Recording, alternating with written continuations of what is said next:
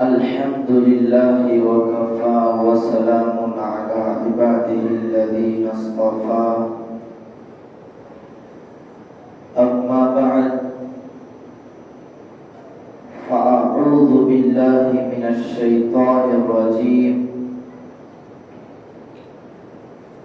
بسم الله الرحمن الرحيم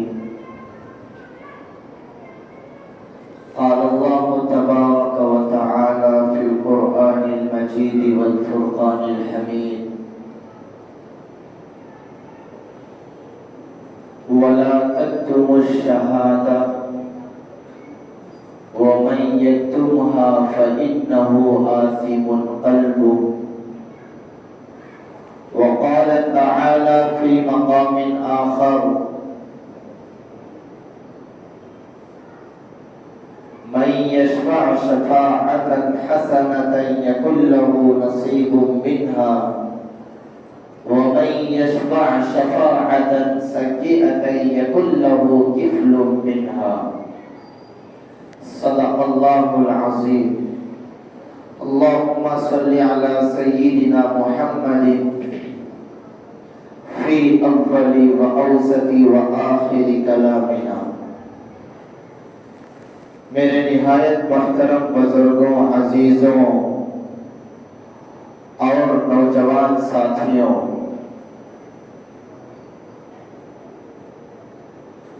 قرآن و حدیث کی روشنی میں، شریعت مطہرہ کی روشنی میں اس جمعہ جو بات آپ حضرات کے سامنے عرض کرنی ہے وہ حالات حاضرہ کو پیش نظر رکھتے ہوئے ووٹ کی اہمیت اور ہماری غفلت اور ووٹ کی شرعی حیثیت کیا ہے اور ووٹنگ کے دن ہم کو کن کن باتوں کو پیش نظر رکھنا چاہیے، انشاءاللہ ضروری باتیں آپ حضرات کے سامنے آئیں گی۔ اللہ تعالیٰ سے دعا ہے کہ اللہ تعالیٰ ہم سب کو ان باتوں پر عمل کرنے کی توفیق عطا فرمائے۔ محترم و مکرم حضرات، آج کل ہمارے ذہن میں، ہمارے دلوں میں یہ بات بیٹھی ہوئی ہے کہ ووٹ دینا یہ دنیاوی کام ہے، اس سے دین کا کوئی لین دین نہیں ہے، ثواب و عقاب کا اس سے کوئی جوڑ نہیں ہے۔ اگر سہولت ہو تو دے دے، اگر سہولت نہ ہو تو نہ دے، دے دیے تو کوئی اجر نہیں ملے گا، نہ دیے تو اس کے اوپر کوئی پکڑ اور کوئی عذاب ہمارے اوپر مسلط نہیں ہوگا، اور یہ صرف اور صرف دنیاوی کام ہے۔ یہ ہمارے ذہن میں اور ہمارے دل میں بیٹھی ہوئی ہے، لیکن میں اس کے اوپر بات صاف کرتا چلوں کہ ووٹ دینا صرف اور صرف دنیاوی کام نہیں ہے، بلکہ شریعت کے روح سے ووٹ دینا اب کے حالات کے اوپر واجب ہے۔ اگر کوئی بندہ واجب کو چھوڑ دیتا ہے، فرض کے بعد واجب کا درجہ آتا ہے، واجب کو اگر کوئی چھوڑ دیتا ہے تو واجب کے چھوڑنے کا گناہ اس کے حساب و کتاب اس کے نامہ اعمال میں جس طرح لکھا جاتا ہے، اسی طرح آج کے زمانے میں صورتحال کو دیکھتے ہوئے اگر کوئی بندہ ووٹ دینے سے باز رہا، ووٹ نہیں دیا، ووٹنگ نہیں کیا، تو اس کے کھاتے میں بھی واجب کو چھوڑنے کا گناہ باقاعدہ لکھا جائے گا۔ ایک بات میں آپ حضرات کے سامنے یہاں رک کر بتاؤں کہ سیاست کیا ہے، اور ایک ہمارے دلوں اور ذہنوں میں یہ بات بیٹھی ہوئی ہے کہ مسجد میں سیاست کی بات کرنا گناہ ہے، مسجد کے اندر سیاست چلانا گناہ ہے، مسجد سے اور سیاست سے کوئی لین دین نہیں ہے۔ جبکہ اللہ کے نبی علیہ السلام کو جب اللہ تعالیٰ نے مبعوث فرمایا اور سب سے آخری آیت جو قرآن کریم میں اللہ تبارک و تعالیٰ نے اتارا، اليوم اکملت لکم دینکم واتممت علیکم نعمتی ورضیت لکم الاسلام دینا، کہ سیاست دین کا ایک اہم شعبہ ہے، سیاست دین کا ایک اہم جز ہے۔ جب اللہ تبارک و تعالیٰ نے اللہ کے نبی علیہ السلام پر یہ آیت کو اتارا، اليوم اکملت لکم دینکم، کہ آج میں نے آپ کے اوپر آپ کے دین کو، میرے دین کو مکمل کر دیا اور اس نعمت کو مکمل کر دیا، تو میرے بھائیوں جب دین میں سیاست کا حصہ ہے تو سیاست کے بغیر دین بھی ناقص رہے گا، سیاست کے بغیر دین بھی ناقص رہے گا۔ مفکر اسلام حضرت علامہ علی میاں ندوی رحمت اللہ علیہ فرماتے ہیں کہ اگر کوئی بندہ بدل وقت کا نمازی ہو، تہجد گزار ہو اور نوافل مستحبات کا پابند ہو اور چہرے پر داڑھی سجایا ہوا ہو، لیکن مسلمانوں کا سیاست سے اگر کوئی حصہ نہیں ہے تو میرے بھائیوں آگے آنے والے حالات ایسے ہیں کہ پنج وقتہ نماز پڑھنا بھی مشکل ہو جائے گا، پنج وقتہ نماز پڑھنا بھی مشکل ہو جائے گا۔ صرف مسجد میں نمازیں پڑھنا ہی دین نہیں ہے، صرف تہجد کی نماز پڑھنا ہی دین نہیں ہے، صرف زکوٰۃ دینا، صرف روزہ رکھنا، صرف حج کرنا، صرف یہی دین نہیں ہے، بلکہ دین بہت بڑا پھیلا ہوا ایک کام ہے، اور اس میں دین میں سیاست بھی داخل ہے۔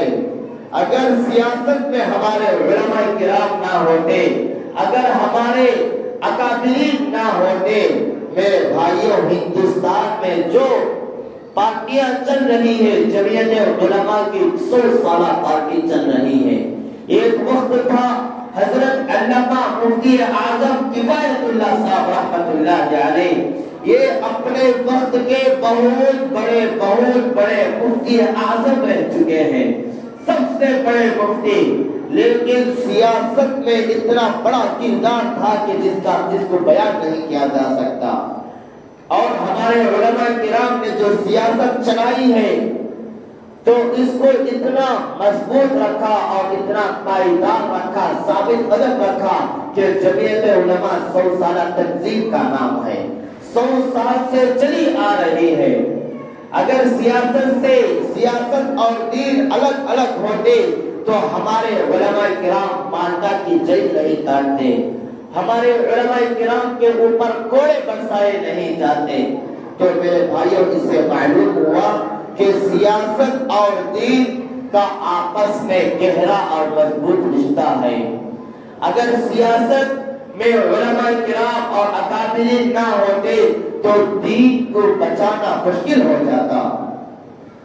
تو میرے بھائیوں ہم اصل بات پر آتے ہیں کہ ووٹ دینا یہ شرعاً واجب ہے، ہر آدمی کے اوپر جس کا ووٹر آئی ڈی ہے اور جس کی عمر ووٹ کی عمر پر پہنچ چکی ہے، ووٹ دینے کی عمر پر، تو ہر اس شخص کے اوپر ووٹ دینا واجب ہے۔ دوسری اہم بات یہ ہے کہ صحیح آدمی کو ووٹنگ کے لیے چننا بھی ضروری ہے۔ ووٹ دے دیے لیکن غلط آدمی کو دیے ہیں تو میرے بھائیوں اس کے اوپر بھی اللہ تعالیٰ کی سخت سے سخت پکڑ ہوگی۔ قرآن کریم میں اللہ تعالیٰ صاف فرما رہا ہے من یشفع شفاعۃ حسنۃ یکن لہ نصیب منہا، کہ ووٹ دینا ایک سفارش ہے کہ ہم فلاں بندے کے اوپر سفارش کر رہے ہیں کہ اگر یہ قوم کا حکمران بنے گا، اگر یہ قوم کا لیڈر بنے گا تو میرے بھائیوں انصاف کو برقرار رکھے گا، ظلم سے دور رکھے گا اور ظالم کا ہاتھ پکڑے گا، ظلم کرنے نہیں دے گا۔ تو اس کی سفارش ہم کر رہے ہیں۔ ووٹ دینا سفارش کے درجے میں آتا ہے، اور ہم نے صحیح آدمی کو ووٹ دے دیا۔ من یشفع شفاعۃ حسنۃ یکن لہ نصیب منہا، وہ اگر حکمران بن گیا تو بننے کے بعد جتنے بھی نیک کام کرے گا، جتنا بھی انصاف قائم کرے گا، عدل کا نظام کو قائم کرے گا، قائم کرنے کے بعد وہ انصاف کا ثواب، وہ عدل کا ثواب، وہ مظلوم کے ساتھ کھڑے ہونے کا ثواب اللہ تبارک و تعالی ہمارے کو بھی عطا فرمائیں گے۔ اور اگر کوئی بندہ غلط نمائندے کو ووٹ دے دیا اور اس کو معلوم ہے کہ یہ غلط ہے، اگر آ گیا تو ظلم کرے گا، صرف ووٹ دے رہا ہے اپنی ذاتی مفادات کے لیے، اپنے ذاتی تعلقات کی وجہ سے، برادری کی وجہ سے اگر کوئی ووٹ دے رہا ہے تو میرے بھائیوں وہ آنے کے بعد جتنے بھی ظلم کرے گا پورے کا پورا ظلم، اور اس ظلم کا ایک حصہ ہمارے حصے میں بھی لکھا جائے گا۔ تو میرے بھائیوں سب سے پہلا کام یہ ہے کہ 100% ووٹنگ کو گارنٹی بنایا جائے، کوئی بھی ووٹ دینے سے پیچھے نہ رہے، ووٹ دینے سے نہ بچے، ہر شخص ووٹ ڈالنے کی کوشش کرے اور ضرور ڈالے ووٹ۔ اور دوسرا کام یہ ہے کہ جو صحیح مسلمانوں کے حق میں اور اسلام کے کسی بھی مسئلے میں دخل اندازی نہ دینے والا ہو اور ظلم نہ کرنے والا ہو، ایسی پارٹی جو آپ کے ذہن میں ہے تو اس کو چنے، صاف بتایا نہیں جا سکے گا۔ اس لیے آپ حضرات عقل مند ہیں، اللہ تبارک و تعالیٰ نے عقل سلیم سے عطا نوازا ہے، تو آپ خود سوچئے کہ جتنے سال حکومت کیے ہوئے ہیں سارے کرتوتے ہمارے سامنے ہیں، اور آپ خود حساب و کتاب کر کے آپ کے دل میں جو انصاف کی نظر سے دیکھیے، ذاتی مفادات کے لیے نہیں اور ذاتی تعلقات کی وجہ سے نہیں اور رشتہ داری کی وجہ سے نہیں، صرف اور صرف انصاف کی نظر سے پرکھیے، پرکھنے کے بعد آپ کی نظر میں جو حق رہے گا، جو انصاف کو قائم کرنے والا ہوگا، اس کو ووٹ دیجئے، اللہ تعالیٰ اسی میں کامیابی عطا فرمائیں گے۔ اور اگر ہم نے صحیح نمائندے کو ووٹ دیا تو اس کے اوپر اللہ تعالیٰ ہم کو اجر بھی عطا فرمائیں گے، اور اگر کوئی غلط نمائندے کو ووٹ دے دیا تو اس کے اوپر اللہ تعالیٰ ہم کو عذاب بھی اور گناہ کا ثواب بھی ملے گا، گناہ بھی ملے گا۔ قرآن کریم کا اللہ تعالیٰ فرماتا ہے گواہی کو نہیں چھپانا چاہیے، اگر گواہی کے لیے بلایا جائے کہ یہ آدمی صحیح ہے یا یہ آدمی صحیح ہے تو میرے بھائی اگر کوئی گواہی دینے سے ڈرتا ہے، چھپتا ہے تو وہ جھوٹی گواہی دینے کے درجے میں ہو جائے گا۔ جب گواہی دینے کا وقت آیا ہے تو صحیح طور پر گواہی دیجئے، اور ووٹ دینا ایک گواہی کی حیثیت رکھتا ہے، ووٹ دینا گواہی کی حیثیت رکھتا ہے۔ تو میرے بھائیوں اور ایک مسئلہ یہ ہے کہ ووٹ کے بارے میں آج کل جو چلا آ رہا ہے اس مسئلے کو میں ذکر کر رہا ہوں۔ ووٹ کو دے کر پیسہ لینا یہ بہت بڑا مسئلہ بن چکا ہے۔ آج گلی گلیوں میں کوچوں میں چوراہوں پر پیسے بانٹے جا رہے ہیں اور ووٹ خریدے جا رہے ہیں۔ جو بھی یہ ووٹ کا پیسہ لینا بالکل حرام ہے، حرام ہے، حرام ہے، 100 مرتبہ حرام ہے۔ ووٹ کا 1 روپیہ بھی آپ اپنے لیے استعمال نہیں کر سکتے۔ میرے بھائیوں گواہی کو بیچنا सिफारिश को बेचना इस्लाम में बिल्कुल नाजायज है, हराम है, हराम है, हराम है। अगर कोई बंदा वोट के पैसे ले लिया है तो सबसे पहला दर्जा यह है कि वो उसको वापस कर दिया जाए। उसको साफ बता दिया जाए कि मेरे दिल में और मेरी नजर में जो इंसाफ पसंद रहेगा मैं उसको वोट दूंगा, पैसे की बुनियाद पर मैं वोट नहीं दूंगा। तो सबसे पहला दर्जा ये है कि जो बंदे पैसे लिए हैं तो सबसे पहला दर्जा ये है कि वो पैसों को वापस कर दिया जाए। अगर कोई बंदा ऐसा है कि पैसे नहीं वापस कर सकता है तो मेरे भाइयों वो अपने लिए इस्तेमाल करना बिल्कुल नाजायज है, अपने लिए इस्तेमाल नहीं कर सकता है। गरीब मुस्तहिक ज़कात जो बिल्कुल गरीब है ऐसे आदमी को पैसा दे दिया जाए।